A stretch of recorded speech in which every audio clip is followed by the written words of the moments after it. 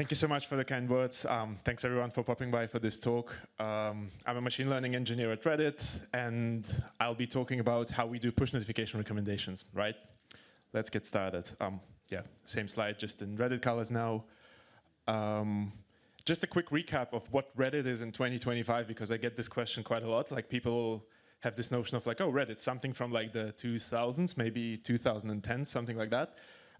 We are currently quite big. We have 110 daily active users. We also have over 100,000 active subreddits. An active subreddit, this is something I looked up. It's something with daily active users of at least 100 people visiting it every day. So there's actually much more. It's just the most active ones. So we're quite big, very lively, very human. They call it the last human resort on the internet these days. So yeah, we're trying to keep up to it. A few words about myself. I live in London for almost 2 years now. This is everything I'm kind of interested in on Reddit. Have a look. If you want to talk about this after the talk, I'm ready to nerd out about anything of that. Super happy to chat about ML as well. Anything you like, just find me and we can chat. Cool. Recently, myself and our team, we published a blog post about the system that we work on, so I highly recommend kind of checking it out. It has most of the pictures, basically this presentation in text. There will be a link at the end. We're kind of very proud of the work that we do, so definitely check it out. This is also a plug for the Reddit engineering blog post, because obviously we host it on Reddit, and for apparent reasons, it's very hard to Google it, because if you Google anything with Reddit, you won't necessarily find something related to the company kind of itself, right? So do check it out later. There's like kind of a lot of stuff other teams do as well. It's super cool. We post a lot of interesting things there. So why this talk? 3 reasons. You see 2 on the screen, but there are actually 3. First of all, I think the system that we work on, the recommendation system, is a really kind of nice modern example of an end-to-end applied system. It's not perfect, but it's very kind of mature and decent. And I just want to talk about it. It's super cool. We're proud of it. We're proud about it. So I want to present it. The other one is I really want to showcase how textbook solutions that you see in courses, advanced courses, books, you hear on mock interviews on YouTube, how they sometimes can be different from what you see in reality when you join a company like this. And this is not even related to recommender systems. This is true for almost any ML system that you will see in real life. So this is kind of the meme that will be here and there during this presentation. I learned that this meme is called Traumatized Mr. Incredible. And the picture on the right-hand side is basically Mr. Incredible, how he actually should look like after fighting villains for 10 plus years. It's basically what you expect versus what you get. So the third reason is that I just love memes. So this presentation is kind of plugged with memes. I even make jokes that I joined the push notifications team to send memes to kind of hundreds of millions of people, because this is what I like to do. So yeah, let's get into it. This is the agenda. I'll briefly talk about the mission of our team. Very brief system overview for the folks from the backend track, whoever popped in. You'll see a diagram of like an actual system before we jump into the ML stuff. Machine learning overview, a bit more detailed. We'll talk about the candidate generators, the ranking pipeline itself, and very briefly about a very kind of interesting and complicated aspect, which is daily budgeting, basically the part that is actually responsible for determining how many push notifications to send to entertain you, but not to over-entertain you and not to annoy you too much. The mission of our team, this is something kind of our product managers will be proud that I'm saying from a stage. We try to send the right content to the right user at the right time. Very simple if you think about it, and we truly try to build everything kind of from that. So whenever we have a question or dispute, we kind of circle back to this relatively simple statement and try to work from there. So everything I'll be talking about really grows from this idea. The system overview from like a backend perspective, just to give you an understanding of where we are, where all of this happens inside of like the system itself. So we are sending push notifications, and we're doing it in a kind of slightly unexpected way maybe. There's like a big job, like an hourly Airflow DAG that scans all of the eligible users who can get push notifications in the first place. We then kind of check certain conditions. Do they need to get it now? Do they need to get it later? And stuff like that. We send it to a thing called notification platform. This then goes to a queue, and the real kind of ML magic, like the full end-to-end ranking pipeline, happens in a thing called ranking platform. Since recently it works as a consumer, so it consumes events from Kafka, and well, and all of the interactions with external services, upstream services, and our ML pipeline, inference service, feature service, everything happens from there. And then even more simplified, we go to a bunch of different services called Deliveryman. This is internal stuff, SNS and other services we use from Amazon. And eventually, after all of these kind of things, the push notification gets delivered to the person. But the recommendation aspect, the kind of full ranking and personalization happens here. So everything I'll be talking about happens either here, or maybe if it's an offline training job, it also happens somewhere in the ML platform. Quick question about this you might have is, why not using like a true batch pipeline, like Spark ML or something like that? And it's a very good question. It's something I had in my mind when I joined the company, but the answer is, it just so happened to be a semi-online system in terms of, if you think about it, the services that we have, they actually are close to real time.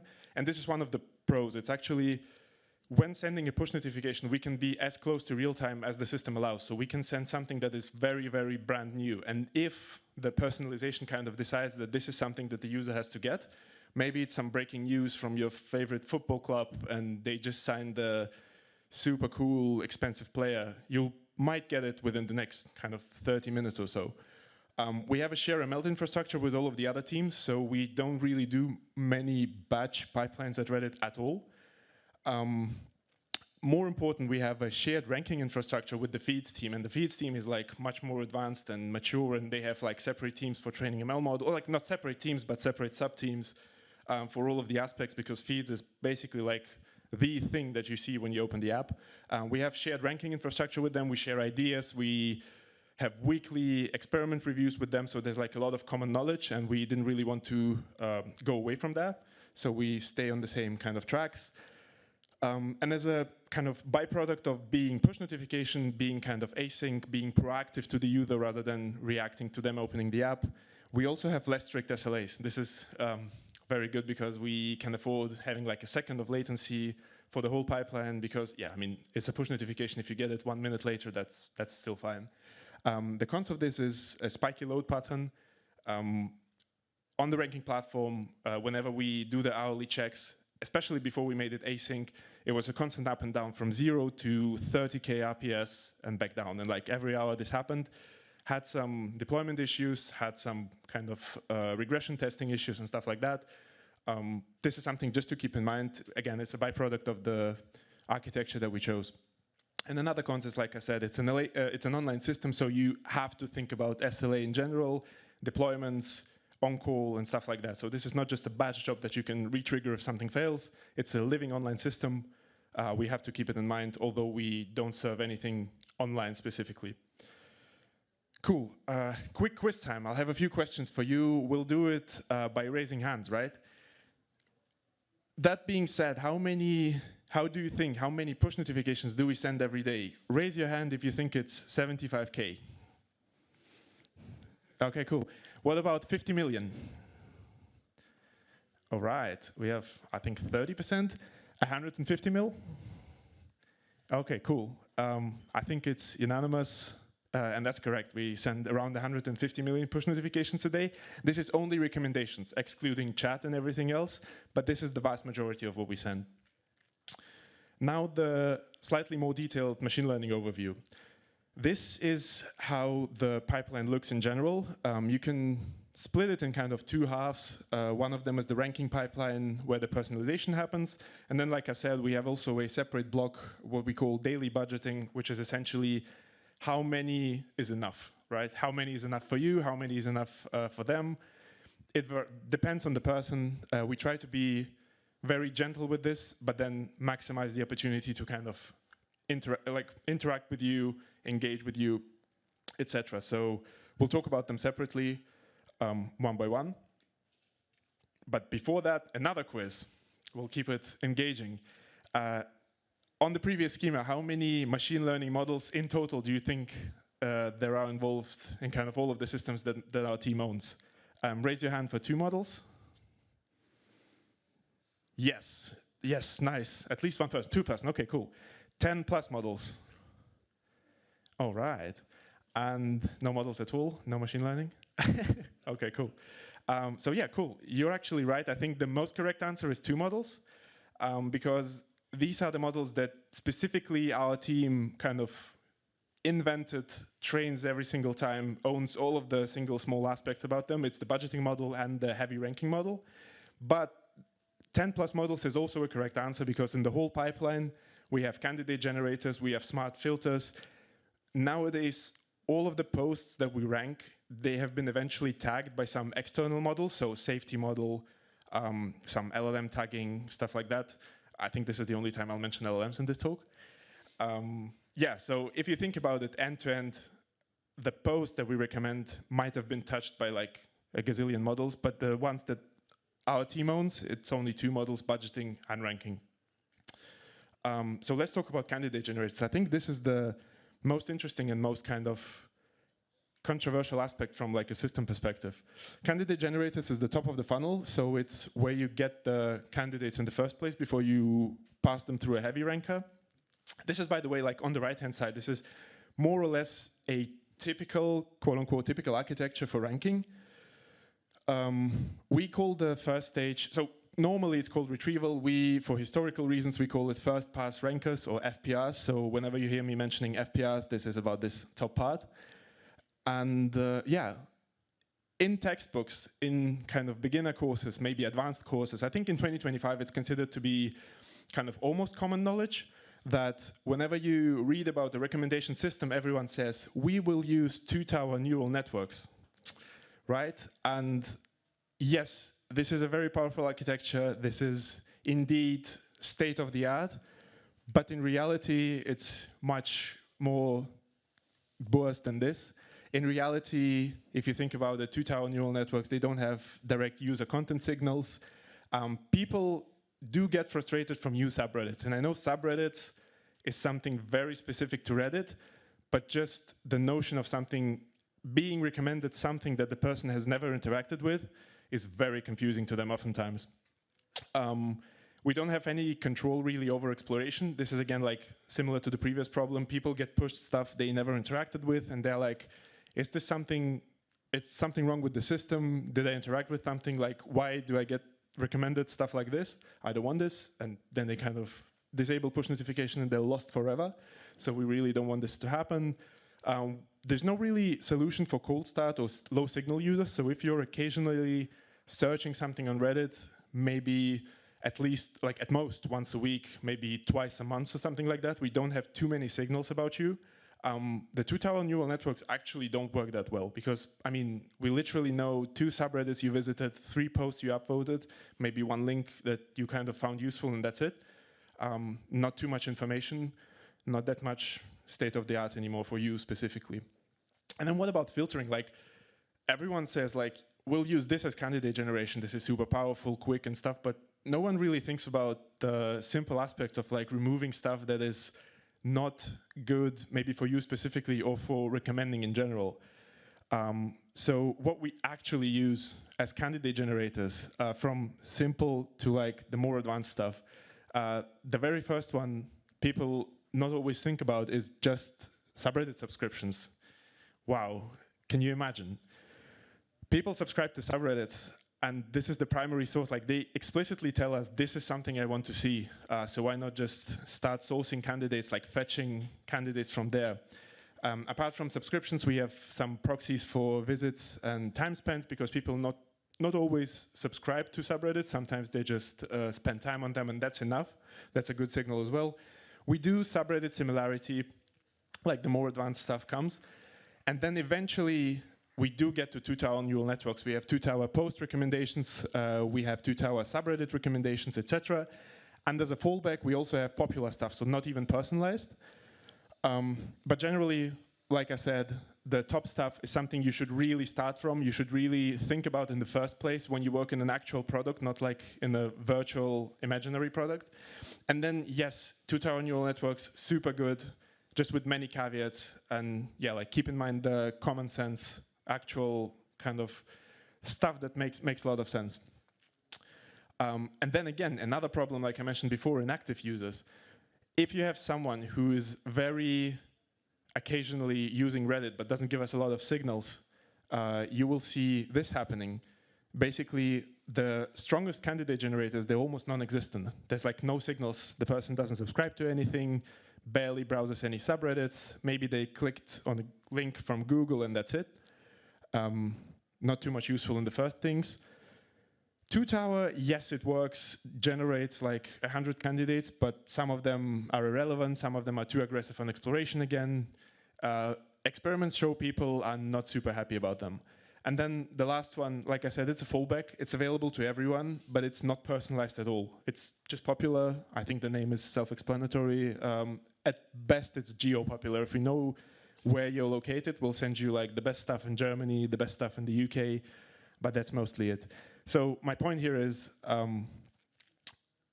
we heavily invest into these three little dots, which are basically new, different sources for generating candidates, because this is an actual kind of problem. Having all of this, still personalizing stuff to different kinds of users is crucial. And if you have kind of bad candidates at the top of the funnel, no heavy ranker, no state-of-the-art model in the middle will solve this problem for you. Yeah. That being said, filters, a few words about them, the very top of the funnel. We do filter out stuff like already consumed, obviously. If you saw a post already, you don't want to see it again in your push notification. For the very nerds of you, we use Bloom filters, like a very cool data structure. Obviously, we filter out NSFW, unlike feed, because in feed, if you open the app yourself, you might see what you might see if you're kind of up to it. We generally don't send this kind of sensitive stuff in push notifications because they're very disruptive to the user experience. We filter out sensitive topics, safety, spam or deleted, and most of this is nowadays done by ML models, either LLMs or just simple ML models. Kind of on post creation, we analyze them quickly, but this is done by other teams, so we just get the signals as is. Very thin layer, not really that smart, not really that cool to discuss, but trust me, affects the user experience a lot, both in a good and a bad way. We had so many surprising experiments by just tweaking this kind of filtering system and getting like both very green and very red results. So yeah, just keep that in mind. Ranking, a few words about that. Ranking is basically the middle part. When you already have your candidates, you now want to find a way to re-rank them kind of in a way to find the best one for the users. And it's a push notification, you can only send one post. So we pick the top one after the ranking is done. Final quiz for you. If, on the previous slides, I've been talking about FPRs, which stands for First Pass Ranker, what do you think SPR stands for? We have the following options. SNU Private Restaurant. SNU is the Reddit mascot, the white alien. Anyone? Yes. Yes, I love it. Cool. Another one is Small Pull Request. Something your coworker asked to review on a Friday evening? No? Okay. And option C is Second Pass Ranker. All right. Cool. You got it. It's Second Pass Ranker, obviously. Yeah, we have these names. I think they resemble something from, I don't know, from the 90s, but it's kind of common in the company now, FPR, SPR. We stick to them. Again, textbook approach. We'll just use machine learning models to predict some interactions, and we'll kind of build a neural network, we'll scale the hell out of it, we'll stack it with parameters and features, and we'll be good. And to some degree, I won't disagree. This is indeed how it's done. I think the reason for that is ranking in general, as an ML problem, as like the middle problem, is very well studied. It's not new. There's tons of papers on it, tons of different approaches. It's a well-researched problem. So yeah, I mean, nowadays in 2025, you can just assume we'll actually predict some interactions. And this is how it's done in our pipeline specifically. There's more details on this in the model. Oh, sorry, in the blog post about the model. I'll just give you a quick summary. We do have a multitask neural network, which means it's a model with some input features and multiple prediction heads. The prediction heads are binary classification for will there be a click, will there be a post up vote, down vote, and kind of a few other interactions as well. In terms of keeping the model up to date, we retrain it multiple times a week. And this is, by the way, interesting because obviously you need to update the model constantly and automatically because trends change over time, new stuff pops up, people change their interests. If they get more involved into Reddit, we learn them better, we need to understand them better as well. But the funny part is, push notification interactions actually tend to be a bit slower. So for example, I think the ads team at Reddit retrains most of their models on an hourly cadence, so a couple of times a day. We did experiment with the how fast we want to, how often we want to retrain our model, and multiple times a week is enough. If you go more than that, it actually has no benefits apart from more expensive kind of infrastructure because you have to keep retraining the model. Yeah, and then another aspect what we do is we call it head weight tuning because basically you have a model, you have multiple heads. To get the final score for each candidate, you need to combine those weights, to combine those scores with certain weights. So for example, click can be 50% weight, upvote can be 30% up weight, etc., etc. We do find those weights nowadays automatically by running kind of an offline Bayesian optimization on top of the already trained model, which gives us kind of a nice final tweak, final optimization on top of the already trained model. Just an example how ranking works. Imagine we have, I don't know, like 10 candidates. These are the 4 random candidates with different scores. We run all of them through the model. We combine the final scores. We get the final scores. We then sort them according to the scores. And candidate number 4 is the top one candidate with score 0.9. So this is what gets sent to the user. OK, but then if you remember the previous kind of diagram, there was also a small layer called re-ranking. So for re-ranking, aka TPR, aka we call it the value model, we use this very simple formula. I think it takes everyone just 2 seconds to read through it and understand it clearly. I'm kidding.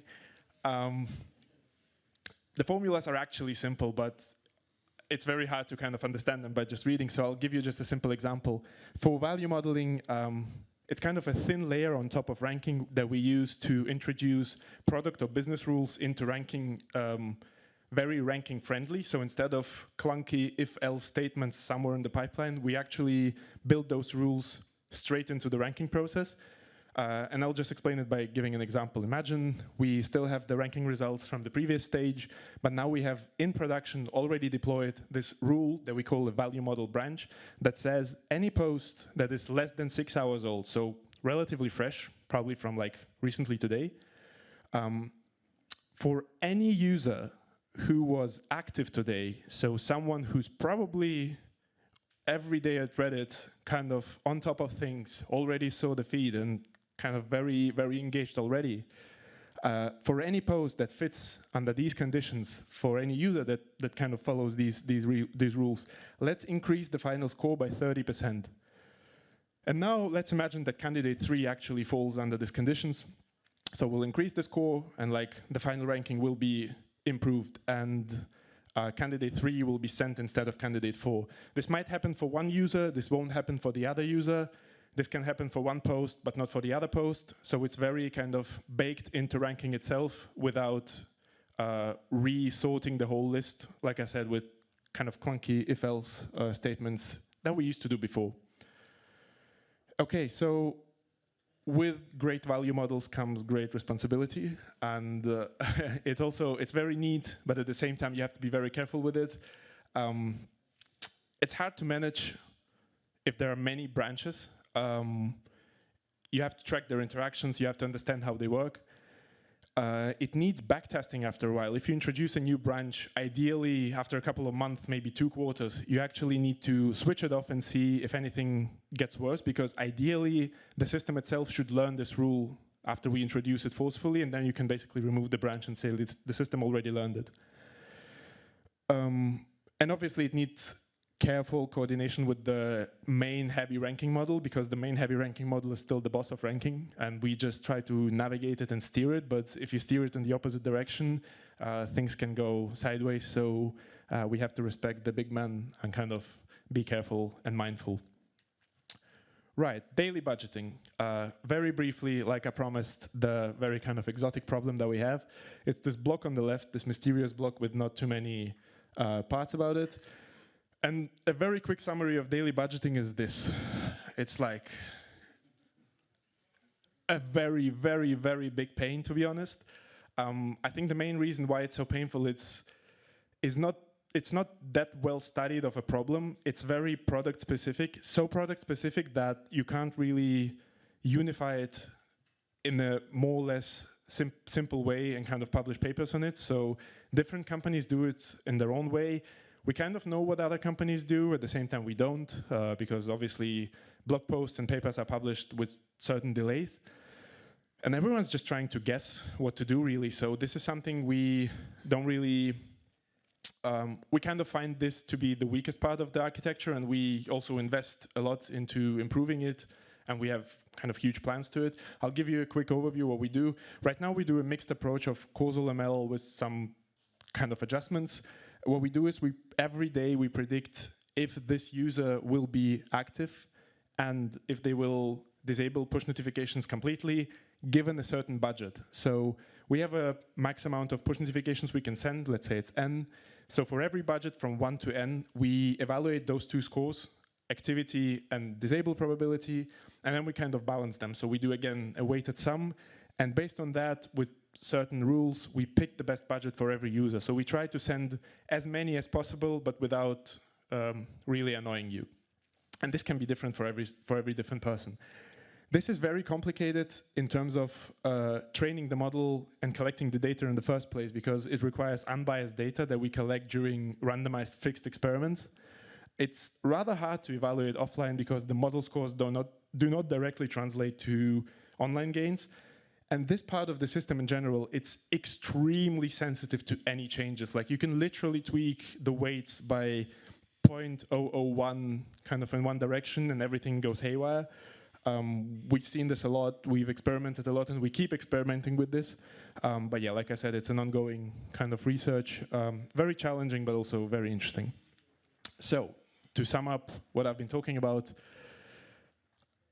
how does a recommendation system look like in textbooks, in courses, maybe advanced courses? We say we use multi-stage ranking, maybe two-stage ranking, three-stage ranking. We'll definitely use two-tower neural networks, and we'll have a heavy ranker and maybe like a smart re-ranking layer.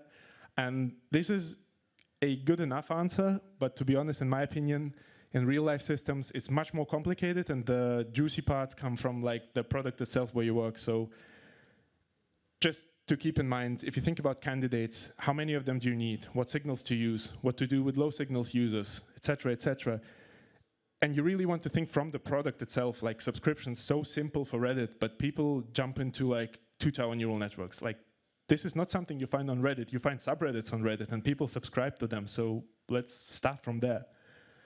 Light ranking, I didn't really touch on it because at the time of writing the blog post, we didn't have a light rank, and now we do have it. It's basically a pre-stage before the heavy ranking, very similar in concept. Ranking aspect, I agree, well-researched, sort of clear what to do there. You just have to be careful with like the models, the features, etc. But let's say the roadmap, if you were to build a system like this, more or less clear what to do.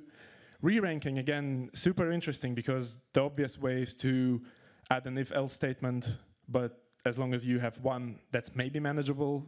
If you have 5 or 6 or 10 ideas that you want to test, your pipeline gets unmanageable. So again, you both need to think about how to manage it, how to work with it, but also it has to be product-driven. So you have to understand what exactly goes into the pipeline, how you can help your model to better rank stuff, and basically steer your model into the right direction. And the budgeting is, yeah, I mean, it's this. It's very, very kind of complicated and painful. And yeah, if you face a problem that's less well-researched, just brace yourself, but be kind of open to any ideas and don't be afraid to experiment. So yeah, generally, like, this was the system overview. The kind of comparison point is the following. If you're building your own system, not even recommendation, just like any system at all, or maybe if you're going to an interview about ML system design, or maybe if you're reading a blog post from a company that you like, or like you just found an interesting blog post, always ask yourself two questions. Like, think deeply about the product that the system is integrated in, about the product itself, not about the system, and how people use it. And the second one, once you build a system, think about how people will actually use the output of your system. And I promise you this will kind of help you answer many, many questions that you might have along the way. Yeah, I think this is mostly it.